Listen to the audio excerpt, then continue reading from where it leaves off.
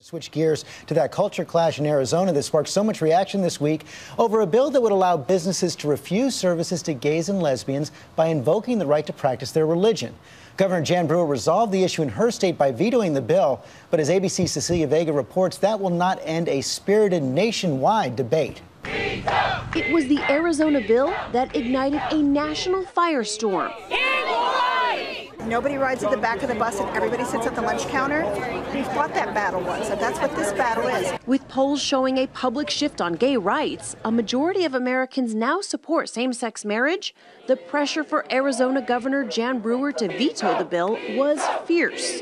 Major American companies came out swinging, calling Arizona's law bad for business. In the end, Brewer vetoed the bill. Thank you, Jan! Religious liberty is a core American and Arizona value. So is non-discrimination.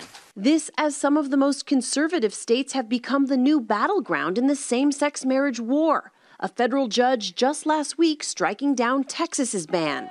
So-called religious freedom laws like the one so fiercely debated in Arizona now seen as yet another weapon in the fight by supporters of the bill. We want for people to be able to have their belief systems respected without the threat of being sued.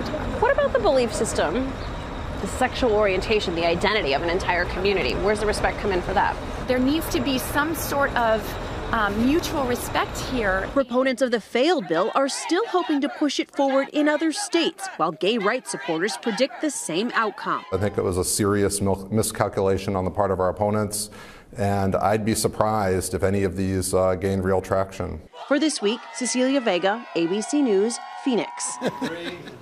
Let's get the roundtable now. Congressman Kinzinger is back, along with Rich Lowry, editor of National Review, Van Jones from CNN's Crossfire, and our own Cokie Robertson. Cokie, let me begin with you. You know, the veto, one more sign of how swiftly the culture is changing. There was so much pressure on Jan Brewer to issue that veto. The only surprising thing was how long it took her to do it. The business community was all over her. Marriott hotels basically saying, you know, nobody will ever go to Arizona again, and the whole country really was up in arms. Now Arizona continues to do these things. You know, they've done it with immigration, and they've done it with all kinds of issues. Dr. King's birthday, exactly. So you never knew what they were going to end up with, but they finally ended up in a place that's not only economically sensible for them, but much more sensible for the Republican Party. But Rich Lowry, you called the veto foolish.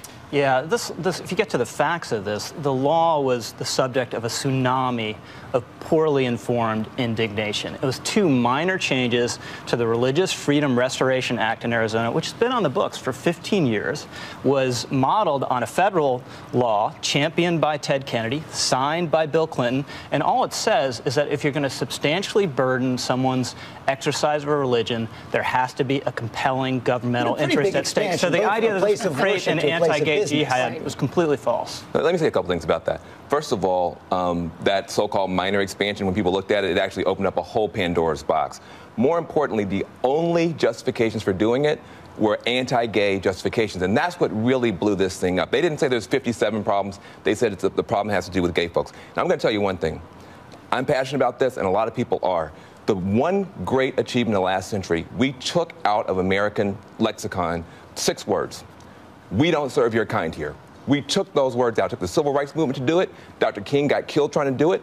We don't serve your kind here is not acceptable anymore. Those no blacks allowed signs came down. We don't want to see no gays signs allowed in this country. And it was a very emotional issue. That's not what this law would have done. Absolutely would. If you own a coffee shop and you refuse to serve a gay person, 1, you're an idiot. 2, you're not going to have a defense of under this law, because serving someone coffee is not a burden on your religion. The cases we're talking about that are relevant here is bakers, florists, photographers who are evangelical Christians or Catholics who say, I don't have any problem with gay people, but I don't want to participate in a gay wedding because I have conscientious objections to it. And there have been cases where people have been punished, Van, for that, reported to the authorities for sanctions or fines. That is wrong, and that's what is trying to be addressed here. One of the reasons that it's so important to draw these lines is that we have some cases right now in the Supreme Court which are saying that people who are business owners, not religious institutions and not religiously affiliated institutions like Catholic hospitals, for instance. Right. But business owners saying we don't have to provide contraceptive coverage because we disagree with it. Let me bring the congressman in. Do you think most of your colleagues and House Republican colleagues were relieved by the veto?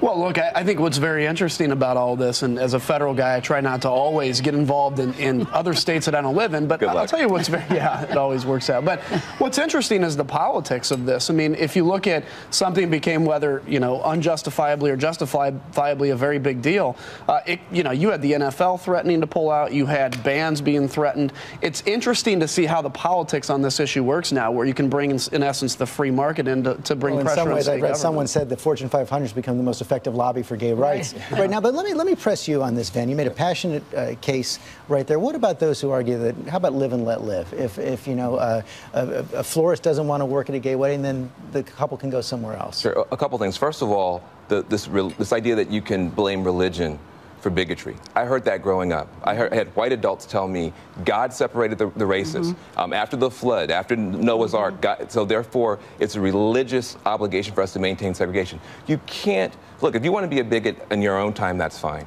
But if you want to extend that to your LLC, to your business that you own and hold it out to the public, you can't point to God to excuse your bigotry. Not in America. You get the last word on this. Yeah, it's different than the situation in the Jim Crow South, where you had state-sanctioned system of discrimination that was flatly unconstitutional, and there was a governmental interest in ensuring that African Americans could travel in the South, which you couldn't do if no hotel or no restaurant would serve you. In this case, the wedding industry is not bristling with hostility to gay people. You're dealing with the occasional baker or florist who has a genuine conscientious objection, and if they do, you can find another baker or florist.